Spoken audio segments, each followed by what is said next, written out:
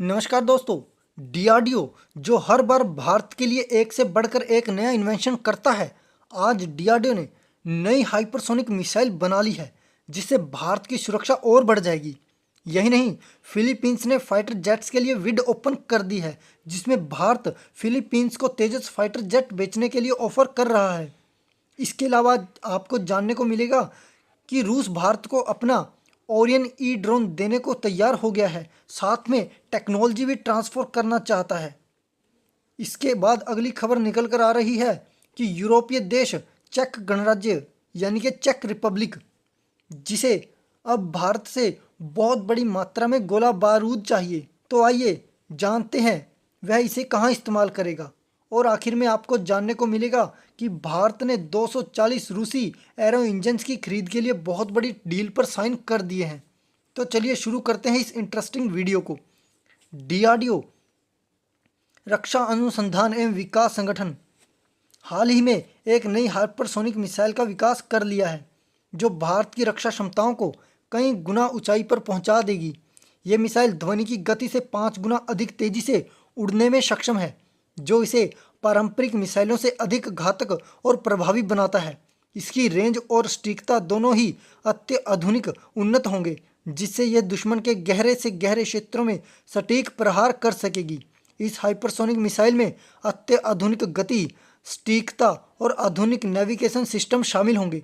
भारत के लिए यह मिसाइल चीन और पाकिस्तान जैसी शत्रुतापूर्ण शक्तियों के खिलाफ एक बड़ा रणनीतिक लाभ प्रदान करेगी और ये 2030 तक भारतीय सेना में शामिल हो सकती है।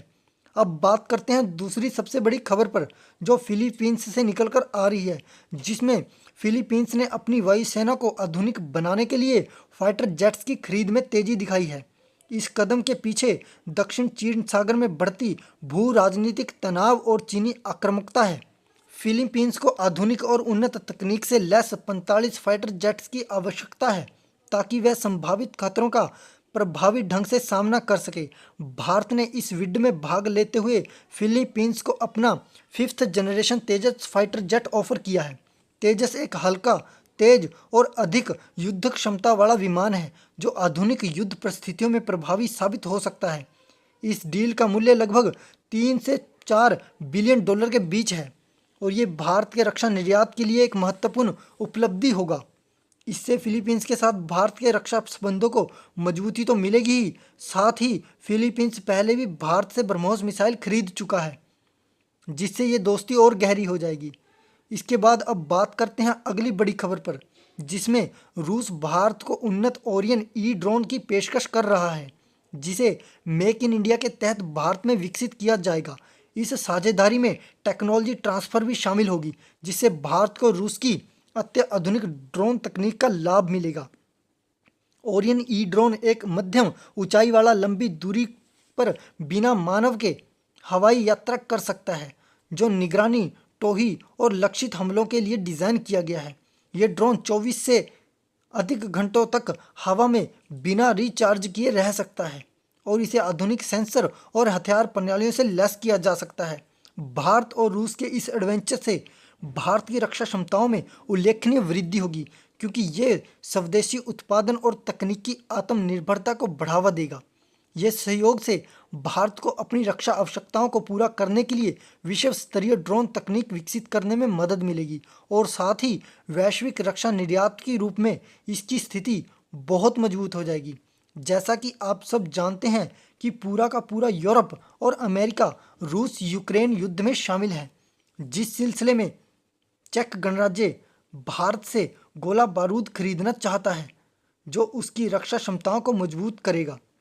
इस दिशा में एक महत्वपूर्ण कदम उठाया है। हालांकि ये गोला बारूद रूस यूक्रेन युद्ध में प्रत्यक्ष रूप से इस्तेमाल नहीं होगा, लेकिन फिर भी गणराज्य नाटो देश है और नाटो देश असीधे तौर पर यूक्रेन की मदद कर रहे हैं। इससे भी बड़ी खबर यह है जो भारत के लिए बहुत बड़ी फायदेमंद है। भारत ने हाल ही में 240 एरो इंजन की खरीद के लिए मंजूरी दे दी है, जो भारतीय सेना की शक्ति को और बढ़ाएगा। इस डील की लागत लगभग 5 से 6 बिलियन डॉलर के आसपास आंकी जा रही है। ये एरो इंजन भारतीय वायुसेना में मिग 29 और सुखोई 30 MKI विमानों के इंजन को रिप्लेस करेंगे, जो वर्तमान में सेवा में हैं और जिनकी उम्र प्रदर्शन में कमी आई है। इन एरो इंजन्स के द्वारा भारतीय वायुसेना की विमानक क्षमता को बढ़ाया जाएगा और ऑपरेशन रिलायबिलिटी को सुधारेंगे। इस सौदे के तहत रूसी एरो इंजन भारतीय विमानों की ऑपरेशनल फाइट जेट्स की लाइफ को लंबा करेंगे और उनकी प्रदर्शन क्षमता को बढ़ाएंगे। इसकी डिलीवरी प्रक्रिया जल्द ही शुरू होगी और 2025 तक पूरी भी कर ली जाएगी।